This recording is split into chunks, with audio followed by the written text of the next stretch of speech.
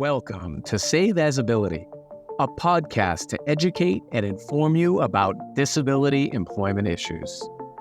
My name is David Darkangelo, and I'm your disability policy expert.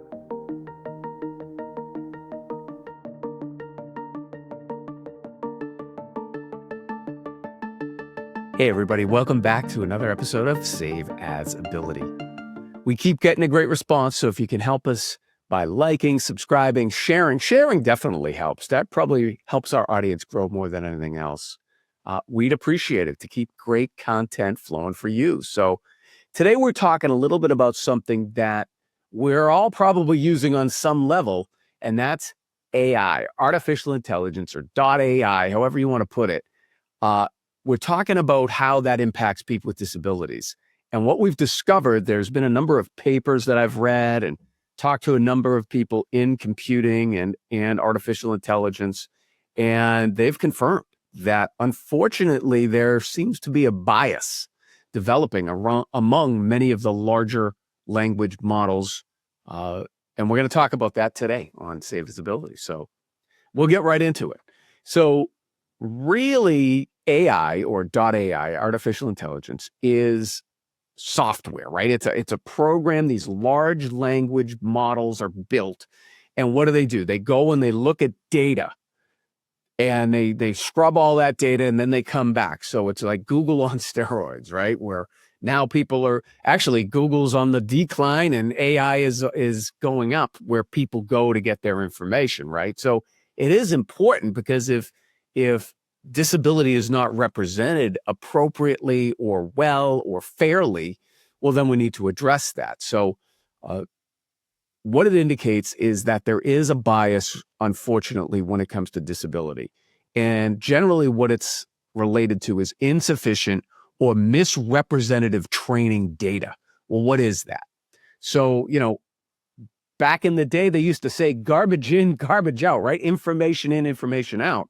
So if these large language models are using a set of data and information to train on that is not inclusive of people with disabilities, and or the data and information that it's getting is not fully representative of disabilities, well, then that's an issue, because that's then what they're going to output is not going to be reflective of the best responses, and the best information that there is out there. And unfortunately, AI models often underrepresent people with disabilities in the training data sets.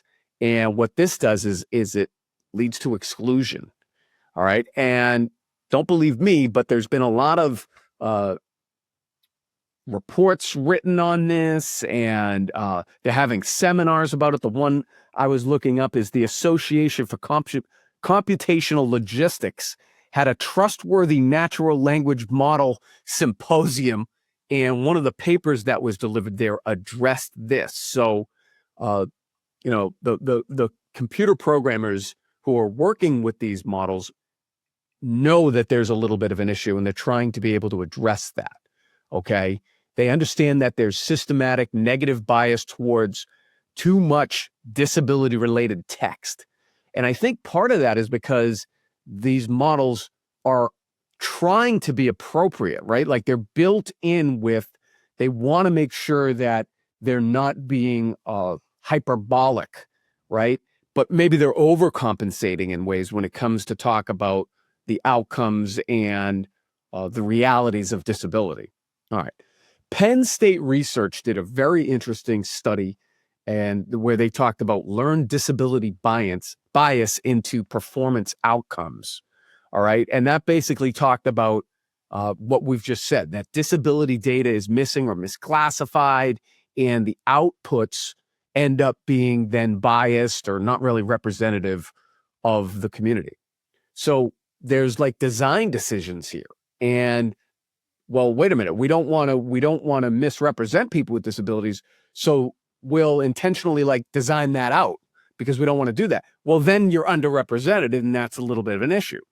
Further, as we've talked about here, I think the AI is looking at it and saying, well, wait a minute, disability is not this monolithic thing. Which is it? Is it what's described in the BRFIS and the SIP, Or is it closer to the American Community Survey? Like, which definition is it? And what are we talking about here? So oftentimes when these large language models, one of the things that they really kind of value is highly credible information. And oftentimes it finds the most credible information as government reports, government data. Well, when you get in two conflicting or two sets of data that don't necessarily match up from two highly credible sources, well, then I think that confuses some of these algorithms and some of the AI and things like that.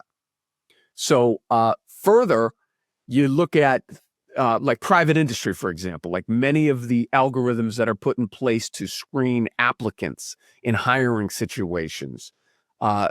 We know there from sources, the EEOC has lodged complaints and found that, I'm reading right off their thing, that proctoring software penalizes disability-related trials such as non-standard eye movement or atypical body language. All right. So as that information then gets input, the output again is not exactly a representative output for the entire population of people with disabilities. And as a result, the information coming out doesn't really match what we all experience here. So another thing is that AI is tending to oversimplify what they call fairness frameworks that are put in place. So AI prioritizes fairness frameworks that prioritize race and gender while sidelining disability. And again, don't believe me, this is right out of a report. It was reported in the Harvard Gazette. Disability is frequently omitted in fairness frameworks, leaving protections incomplete. And that's a problem. So now the AI is getting woke, or maybe overly woke, and that's presenting problems for people with disabilities. Another reason why wokeness is not good, by the way. I guess what this leads to is what we've discussed here in 90-something episodes, that we're all in various states of ability, and disability is not monolithic in any way. And so when the data is getting input into these large language models, I don't know if those large language models are that quote unquote, air quotes, smart enough, are intelligent enough to be able to understand all that and then report that back out, particularly all the nuances involved with disability rights and, what we're trying to do, be inclusive of people with disabilities. So, unfortunately, investigations underway into whether AI is showing these biases or being discriminatory doesn't yield the best results. There really is a bias here, and we've got to work to address it, okay? So really, what's the message here? The message is that AI is not going away anytime soon. So we've got to be sure that the information we're inputting is representative of all individuals, all people, not just people with disabilities, by the way, but we recognize that people with disabilities are having a challenge here. So we've got to make sure that that is articulated well, that the data being input is fair and represents all different corners and aspects of our human condition and the condition of people with disabilities, right? So I don't have a solution necessarily other than we need to work on it and challenge your large language model, whether you're working with ChatGPT or Claude or Gemini or whatever.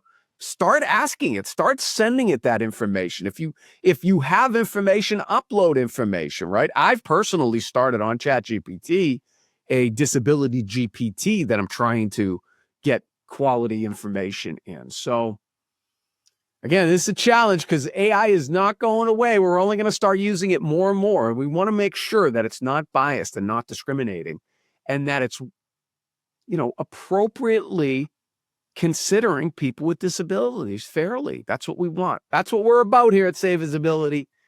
Fairness, lay it down the middle. So I hope you enjoyed this episode. If you want more, please let us know. It's David D'Arcangelo, another episode of Save Visibility, and I hope you have a great day. For more information about disability employment issues, please visit our website, disabilityemploymentsolutions.com. The Save As Ability podcast is available on Apple Podcasts, Spotify, our YouTube channel at Disability Policy Expert, or wherever you stream your podcasts.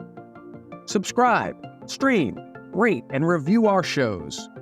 Your ratings and reviews help our show reach new audiences. Produced by Pod Pro Entertainment. Save As Ability lives within a network of podcasts located at podproentertainment.com. #TheNewRadio. Again, my name is David D'Arcangelo, and I'm your disability policy expert. Until next time, thank you. I hope you have a great day.